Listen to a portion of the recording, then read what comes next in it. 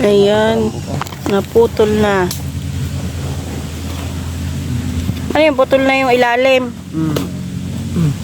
Hindi na pwedeng hukayin yon dahil iba na ang ano noon. Batuhan na. Batuhan na. Tsaka, mahabang ugat na yun, ano? Yun yung ng main. Oo. Ito na yung pinaka ano eh. Sisibol pa yan, ano? Intro.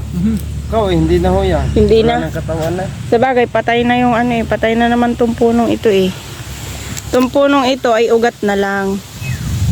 Yan, mga scrap na lang yan. Mga wood waste. Yan, hindi yan buhay. Ngayon dito is yan, ginagayakan at mamaya ipapahila sa kalabaw. Ano yan, may paragos pa din. Ilalagay pa rin sa paragos, hindi. Hindi na ho. Yan ang pinakaparagus niya. Ah, ito na pala yung pinaka ano, ang kalabaw. Ang hihila niya. Yan na Tapos siya. itatali laang. Yan ho ay hindi pa pwedeng gawin. Papatuyuin pa ulit. Bago pa gawing lamesa. Yan, tinatalian na para ikarga sa... Ano ang tawag din sa anong araw ng kalabaw? Pultigo. Pultigo? Yan, ito yung pultigo. Aray ko, tatali ito doon sa... Ilalagay ito doon sa batok ng kalabaw. Yan. Namaya, makikita nyo kung paano. Oh, may aroma. Ay, aray, masakit mga tinik. Tanggalin mo, aray tayo. Matitinik din ang kalabaw. Kawawa naman.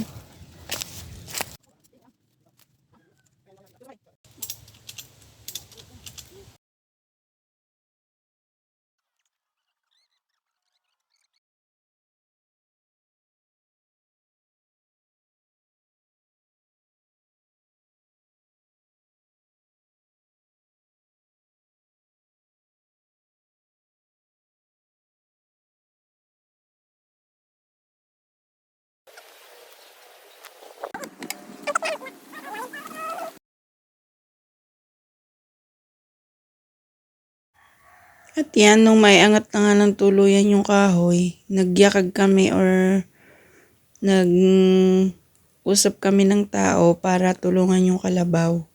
Para hindi naman mapersa yung kalabaw sa paghila dun sa ugat.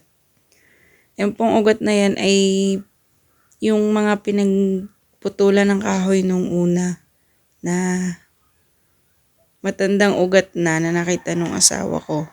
Bali, ito po ay tanim nung aking biyanan. Kaya, ito naman po ay sariling puno namin. Yan, para hindi mahirapan yung kalabaw, tinulungan na ng mga tao. Yan yung tinatawag dito na bayanihan. Yan, yung mga tumulong na yan ay wala ho yan kahit na painom, kahit na merienda. Pagkatulong ho, talagang literal na bayanihan. Umalis na ho sila at simpleng salamat laang ay ayos na. Ganito ho dito sa amin. So, yan ho ay papakita ko rin sa inyo kapag nagawa ng lamesa. Bali yan ho ay babaligtad para papatungan ng pinakabubog kung magagawang lamesa. Kung pwedeng lagyan. So, ayan. Napagod din naman yung kalabaw ng kaunti. Kaya na nga ay nakitang malago na yung damo namin. Eh di ang kalabaw ho ay nakapangain ng damo. Yan. Simpleng salamat lang ho doon sa mga nag-usong. At yan, nandiyan na ang aming nakitang pwedeng gawing lamesa na wood waste.